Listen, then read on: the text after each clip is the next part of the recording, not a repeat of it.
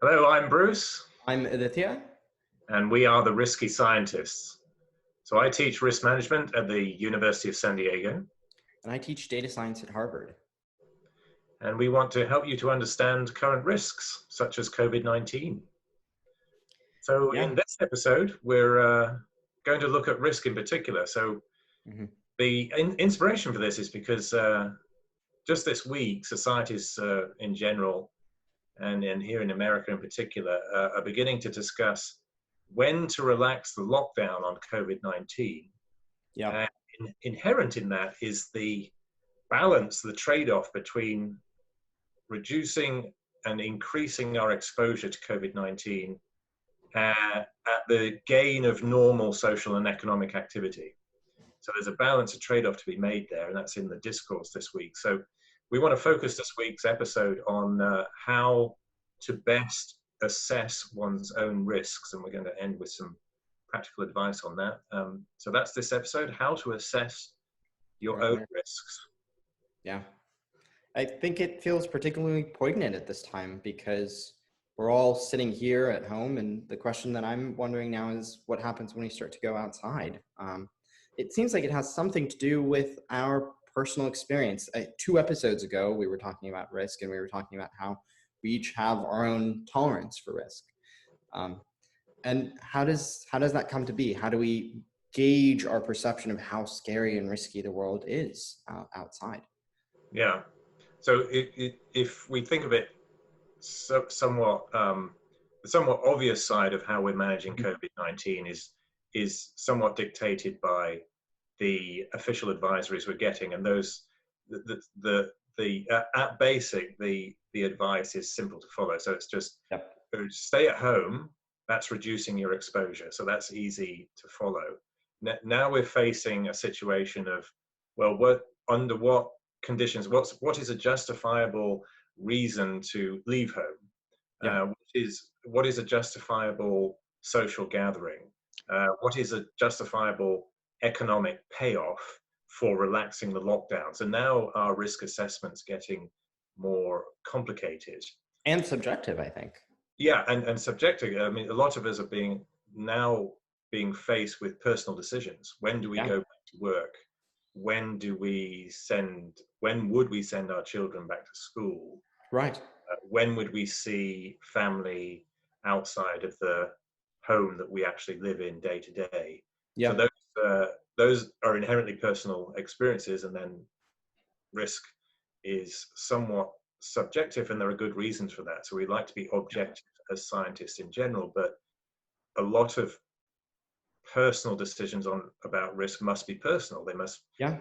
have different risk tolerances, and we have situational factors, we have our own experiences, and we have our own knowledge about our own situation, which means that it's perfectly correct for us to have some subjective bias hmm in our personal assessments of risk. So we have to begin with the subjectivity, the personal self-centeredness Yeah. of our risk assessment. So yeah, it's one of And these. It's an interesting situation for you to be in as a data scientist because well, scientists in my scientific side, I want to be objective most of the time, but yeah. data scientists, right? You want to be big data and be objective for the big data, and then a risk scientist comes along and says, "Well, we have to acknowledge the subjectivity here." So that puts you in a more difficult position than I think it puts me in. Absolutely. I think it's not an easy time. It's not an easy time to be making recommendations because, like you said, I mean, we're all sitting at home. So even this concept of a shared experience, well, each of our experiences is somewhat different. Yes, I think on the whole, we might all have somewhat of a similar experience at home, but it's making people really, really prone to a whole host of biases, from anchoring biases in that you hear somebody at the dinner table say, "Oh, look, it's fine," or I mean, there's new claims. Oh, California has herd immunity, so it's totally fine to go outside, right? You hear somebody say that, and you become very anchored. Um, And then there's misinformation there. yeah, One could be anchored in a source that one trusts yeah, for the wrong reasons, and then we assume that information is is correct, but actually it's misinformation, and now we're anchored in that. So that's a very good point about anchoring. So we should talk about what we mean Yeah. by anchoring bias. Yeah, anchoring, I mean, I think is basically where you get some piece of information in your head that is potentially and usually is unrepresentative of reality. And we have this very interesting capacity in our brain to take a number and then stick to it. So the best example I think for anchoring is the one that's given in Kahneman and Tversky, where they say, well, or we've done in the class that I used to teach at Berkeley, where we say, flip your book to the page 7. And you flip your book to page 7. And then later on, we have a different group of people say, flip your book to page 700. And they do that. And then we make them forget all about the book and come back and say, well, guess the weight of an ostrich. And the smaller group guesses that the weight of an ostrich is like 20 pounds and 18 pounds and 7 pounds. And the other group thinks ostriches weigh 400, 600 pounds. And so it's these small pieces of information that we get that we latch onto really, really hard and often unconsciously. And that's where I think it's very dangerous is it's exactly that. Somebody remarks something at the dinner table, you read an article somewhere else, or you feel like you have some sort of subjective experience. Maybe you got sick and so you never got tested. And so now you either think you had COVID or you think you didn't have COVID. And so it's very easy to get stuck into these things without realizing it. And from a data science perspective, it's scary because if you don't realize what you're seeing, then there's no way that I, from an outside perspective, can tell anything about that. Yeah, so this is the downside of subjectivity. So we can be unconsciously anchored in the wrong information, the wrong sources, or just, it's not necessarily wrong, it's just a datum that now is skewing our subsequent assessments. So that's the negative side of it. And it reminds me that we can have, we can skew in different ways with our anchoring bias. So an example I've heard anecdotally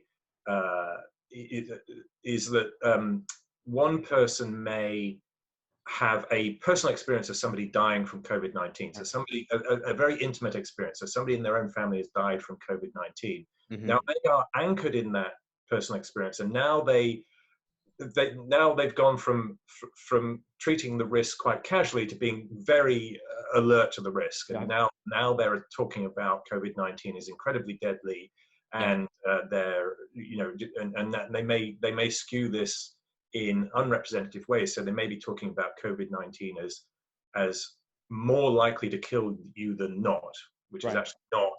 That is not true. On the other hand, somebody could have an intimate experience with their own recovery from COVID-19, and it wasn't that bad. It felt like a bad flu. So some cases do report that, you know, it was a bad flu, but really it's close to any other flu they've had.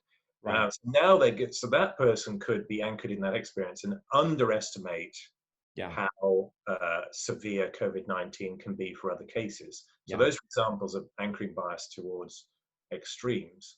And implicit in that, in the way you set up the sourcing of your information, is an availability bias. Because now, if for some reason we trust or we communicate regularly with somebody who has one of these extreme perceptions, now that information is available to us. So now we have an availability bias in terms of our sources, and particularly the sources we trust or we talk to most frequently. Yeah, I mean, talk about availability. I think there's that book sitting right behind you about countering U.S. terrorism, and terrorism is not a great example, but it is a great example of availability bias, where I think that any attack of terrorism mostly shows up on the news, and it shows up on the news for many, many days, but the actual likelihood of dying from terrorism is very low. And so when our news sources and our information channels flood us with information about something, we certainly start to think about it more and make judgments that may and often are not representative of the reality. But we should point out that sometimes the availability bias is helpful Yeah. So, for instance, if you are living in a particularly safe country and the news is objective and honest about the level of risk, and you're not hearing much risk about terrorism, then that's perfectly fine. You're getting objective information. Now, Yeah. if you move to another country where with a high terrorism risk, and terrorism is on the news all the time, and you're in that country, so now that news, that local news, is available to you, Yeah. it's perfectly rational and objective for you to pay attention to that local news, because now you are exposed to the same risk. So availability is sometimes useful to you. Yeah. The problem we're talking about is when the availability is being passed by what source is most available to you, and not necessarily an objective source themselves. Yeah. Right? That's the Yeah. difference. I think that's true. And maybe another bias that I can think of now is maybe worth mentioning is also the optimism bias, especially as we talk about assessing our own personal risks. And the optimism bias, I think the best example of that is you ask people whether they think they're better than average as a driver, and everybody says yes, I'm better than average. And then you go, well, wait a minute. I mean, somebody has to be below average. Otherwise, it doesn't quite work that way, right? Yeah.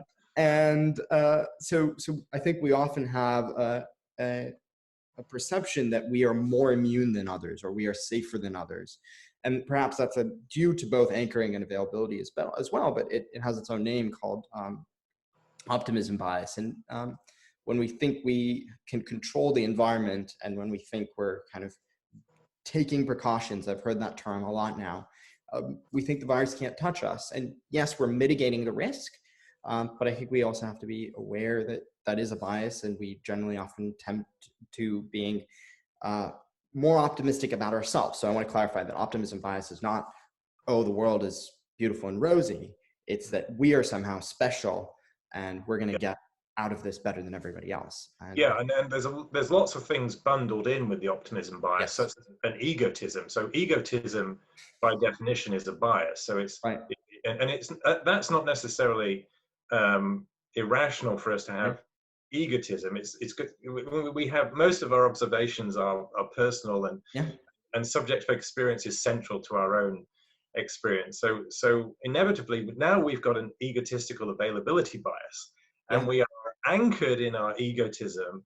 So that's inevitable. We can't escape that sense of egotism, but egotism can contribute to the optimism bias, or it is inherent. But I'm talking about relative egotism.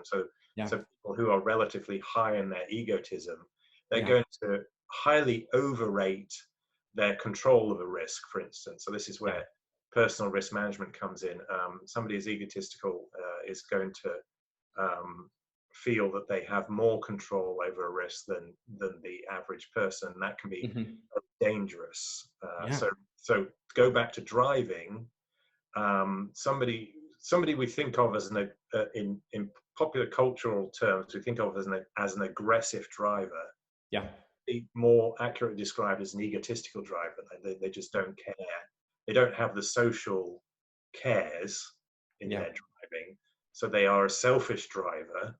They're an egotistical driver, and that makes them appear externally as an aggressive driver. So there is this egotistical part of our personal risk management, and the bottom line here for as a practice that we can follow as egotists, because we're all egotists to some extent. That's the inherent part of having subjective experience. The advice is to balance our personal experience against a wider social objective experience. So we want to, this is probably where we want to bring in things like base rate base rate, manipulation. exact, yep, Yeah. yeah, You absolutely. explain that one.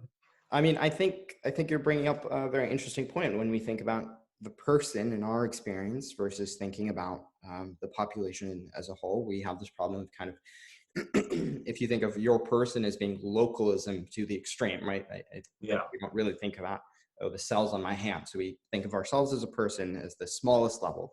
And then we can think of maybe the globe. I'll throw out my physicist hat for a moment. Let's not think about the universe. Let's just think about the Earth. And if we think about the Earth more broadly, then there are things that are true of the Earth that are not true for us, and that is often very true. So that's a way of starting to think about this concept of base rate neglect, which is that if we forget the true prevalence of things out in the world, or out in your city, or out in your state, or out in your country, and just start to think about, oh, I had this experience, then we start to forget how likely things actually are. So I'm going to go back to the standard statistical example now, and make fun of people in my own field a little bit. So if you mathematicians have this kind of general stereotype in the public of saying that they're very shy and they're very timid and they don't really like to talk to people. And so you go out and you meet somebody and you say, well, this person is shy and they're timid and they don't really want to talk to people. Not saying that that's true of mathematicians at all, but you say that, and then you say, well, how likely is that person to be a mathematician? Are they very likely to be a mathematician, or are they more likely to be an engineer or a business person? And everybody's like, oh, of course it's a mathematician. Look at them. But then you say, wait a minute. No, there's actually not that many mathematicians out there. Not that many people study math, and it's a shame, but it's true. And a lot more people study engineering or business. And so probabilistically, going back to last week's episode, we can't forget that there's a higher base rate of people who are engineers or business majors. So similarly, bringing it back to COVID, I think when we think about our experience, whether we recovered or whether we didn't recover, we have to also remember that there's a pretty sizable base rate of people who are recovering from this, and also a pretty sizable base rate of people who are so far passing away. And so we have to be aware of that. We have to be aware that so far, at least even from what we can tell right now, I think you're right, the true mortality rate will end up a little bit lower than it is now. But even from what we can tell right now, more people are surviving than passing away. Yeah. And so we should have another episode about base rates and measuring things at different levels of analysis. So the mortality rate is difficult to measure in a global population anyway, and there are different ways of cutting it. So for instance, we've talked before about how so the standard way of comparing mortality is mortality as a rate of diagnosed cases, and always going to overestimate the mortality because you're not counting the number of infected but undiagnosed, right? So there's a fallacy that I want to bring up in the context of your analysis of essentially what I would think of as levels of analysis. So from the personal to the local, and then your region, and then your national level, and then the global population. There's an informal fallacy in argument, the ecological fallacy, and this is one we should introduce here, because the ecological fallacy says you should not, this is the advice, you should not infer from one level of analysis to the next. This comes back to the example we used last week between New York's problem and the global problem. So what we said last week was, practically speaking, New York doesn't care about the global rates of COVID-19 because its local problem is peculiar to it, and what the infection rate or what the death rate is in another population, which is going to have different risk factors and different exposures, and it's going to be peculiar. New York mostly does not care about the global rate. It's appropriate for us to think as individuals about the ecological fallacy, where we should not infer from what's happening with COVID on our street to our city, or to our state, or to the global population. Right? So that would be an ecological fallacy, and it speaks to anchoring biases. So we're going to have an anchoring bias, and quite an appropriate one, in what's happening on our street. Now that does affect us. So we have an egotistical, we have a perfectly rational, selfish, self-interested, egotistical, personal reason for worrying about infections on our street. That's fine.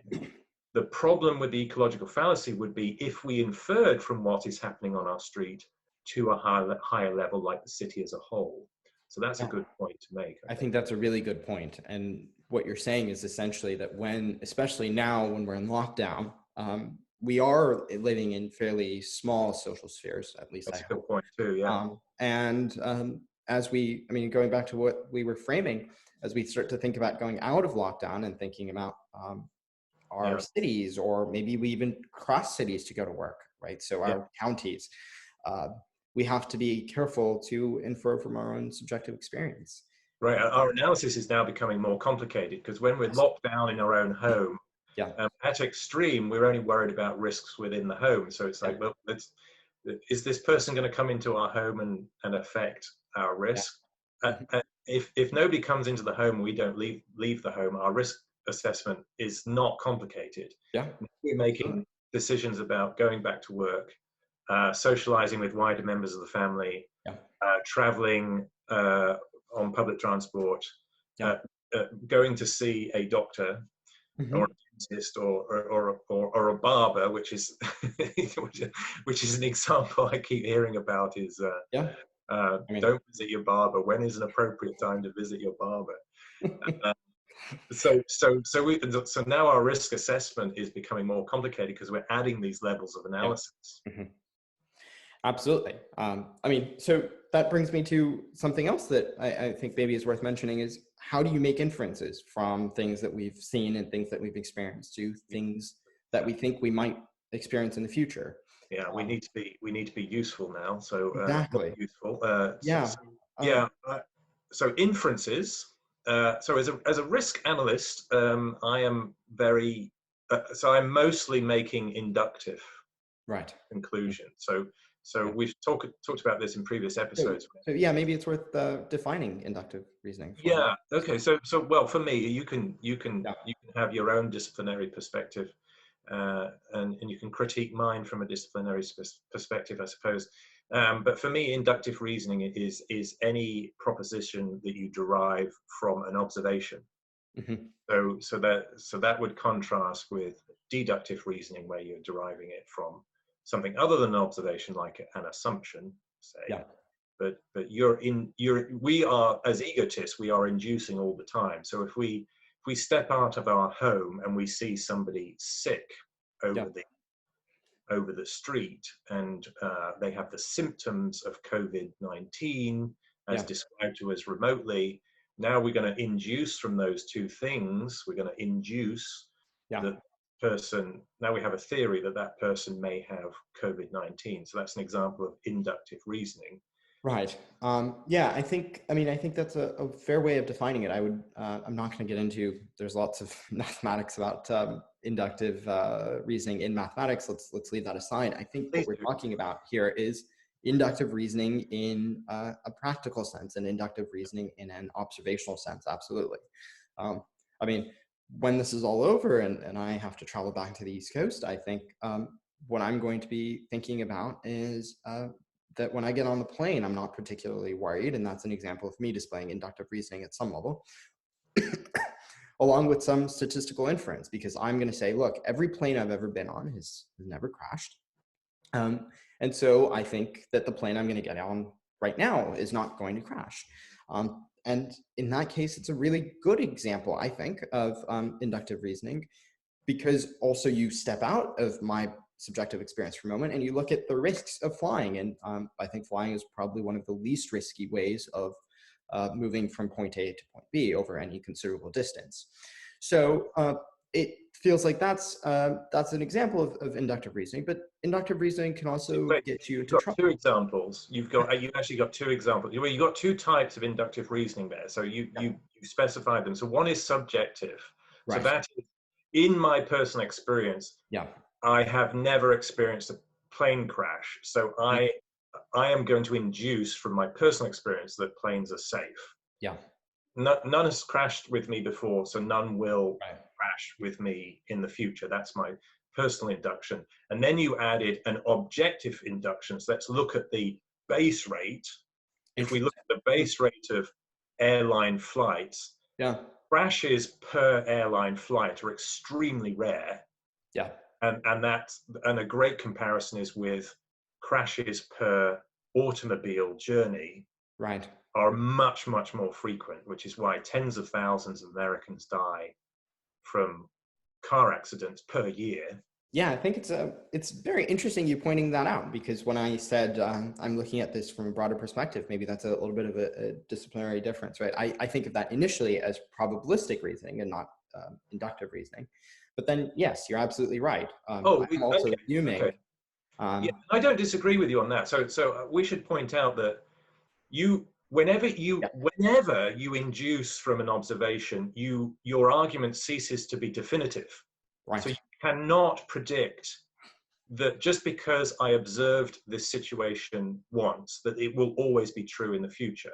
So right. your argument is inherently probabilistic whenever your argument is inductive.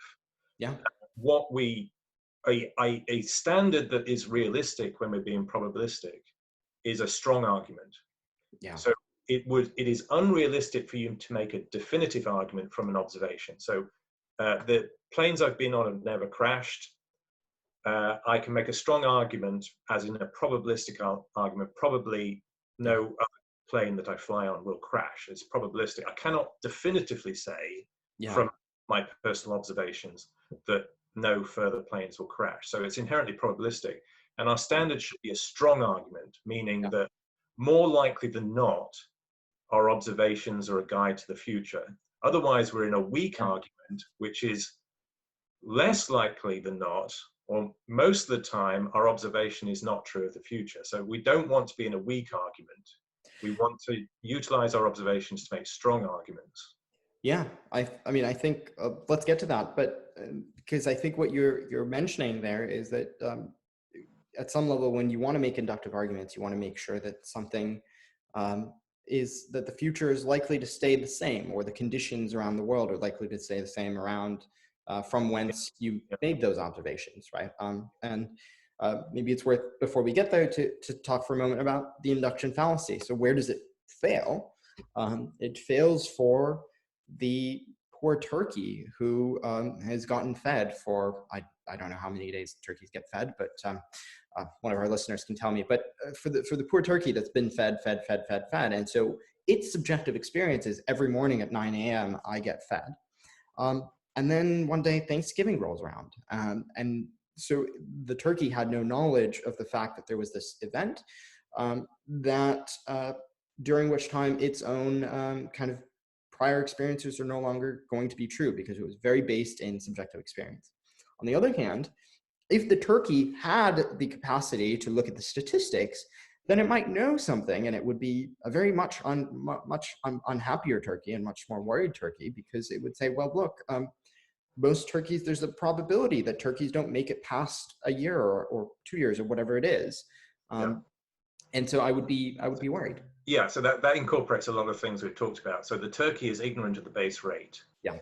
The turkey has a purely personal observational experience. So all it can induce from its personal experience is just getting fed every day. So Right.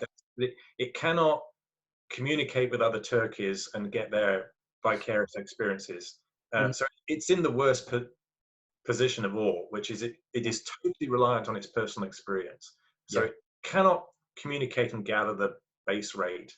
It doesn't realize that actually most turkeys are getting fed for slaughter. Right. So that's the base rate. And by comparison, the turkey has one experience, its own experience. It has not been slaughtered yet. So all it can induce is that it's going to be fed forever and ever and ever. Right. So that's the doomed turkey problem, which is another way of saying the induction fallacy. Now you framed it quite rightly as a data scientist. You framed it as it's a statistical problem for the turkey. So the turkey just doesn't know the base rate. So it's a statistical problem. But for me as a risk scientist, I'm more conscious of the theoretical problem, that the turkey doesn't have a theoretical understanding of why it might be fed. Yeah. Right? So it's so far as it has a theory, it's just that person is being nice to me. It's just feeding me. I want to be fed. I'm getting fed. That's the end of my theory. But if it could consider some alternative theories, well, maybe I'm being fed because I'm being fattened up for slaughter, right? Right. So you want, as a personal, now we're talking about human beings. Now the advisory here is to avoid the induction fallacy. There's Yeah. two ways of going about it. So you want to be statistical and objective and think about the wider base rate, which may steer you away from a personal bias through your Hmm. experiences. So that's a statistical solution. And then you want to consider the theoretical solution. What are the alternative theories to explain why this is a normal experience for me? Yeah. Maybe I'm assuming this is normal for a good reason, but maybe there's actually some negative risk associated with this that I'm not observing. Yeah. And then that gets back to the point about, do the conditions change? Right. Because the induction fallacy, you don't experience the fallacy, or you don't experience negative consequences from the induction fallacy if you're inducing all the time where the conditions are not changing. So it's perfect. If you're inducing from your experiences and the conditions don't change, then the normal experience is a guide to the future because the Yeah. conditions are not changing. Hmm. But if you have any theoretical reason to expect the conditions to change, Yeah. then do not induce from the past. Right? Right. If the conditions are going to change, the future is going to be unlike the past. So do not induce from the past if the conditions are going to change. That's a really important advice. Yeah. I think that's a fantastic practical lesson. Is that we have to think about um, when the conditions are going to change. And I'll come back to something I said a while ago, which is let's think about timescales as well. Yeah, So almost all induction at some point is going to be flawed. A, a plane will not fly forever. And that's why planes have lifetimes, right? And that's why they have maintenance and they have all of these things to make sure that we're making the conditions as replicable as possible. If you just fly a plane without doing maintenance, then a plane after it's flown for 50 hours is no longer the plane it was when you started. And so the conditions have changed. And I would be worried flying on a plane that hasn't had maintenance for 50 hours, right? So similarly, when we think about the conditions around COVID-19, I think we have to think about, well, we might be able to make some inferences for the period during which we're in lockdown. But after that, we have to also think beyond our own personal subjective experience over the past 3 weeks and possibly over the next 2 months. So we'll have maybe, let's say, 3 months of subjective experience. That's great. It's pertinent to our local risk, but it's not enough, and we have to broaden our horizon. So, I mean, I think I would say that is like, we should be thinking about how our local behaviors and our local observations impacts the global observations. But at the same time, we need to be very cognizant of how the global is also affecting the local. And it's yeah, yeah. So let me put that a different way. So from a risk management perspective, I would say to the individual, you should yeah, make observations at your local level and make inferences about risk at your local level. So if you are seeing people getting infected by COVID-19 on your street, then you know that you have an exposure problem on your street. So it's perfectly fair for you to infer local risk from local observations. yeah, The caveat is you should not get into the ecological fallacy of inferring from the local level to a higher level, like a city or state level. So yeah. that's just a different way of saying what you're doing. So a different disciplinary way, at least. Fantastic. Yeah, I think that's great advice. I will. I'll flag that we can think about it in a Bayesian perspective for a future episode. Yeah, let's have that episode. Yes. Well, thank you all for listening. I think this was a fun conversation, and I hope. Well, next week we might have some guests. Yes, yeah, we should announce that, right? So we hadn't announced it on our previous episodes, but we had always planned to have expert guests who can give their own perspectives. So sometimes these are going to be practitioners who have experience on the front line Yeah. that we don't, and then sometimes they're going to be academic experts, so they're going to have a different disciplinary perspective on what we do. So yes, our next episode will have a guest that we'll announce that guest in the episode itself. Yeah. Yes, we're having guests coming up. More and more episodes, more guests. Fantastic. Thank you so much. It was lovely to speak with you as always. You too, Aditya, as ever. Look forward to the next opportunity. Yeah, always. We are the risky scientists. Goodbye. Bye.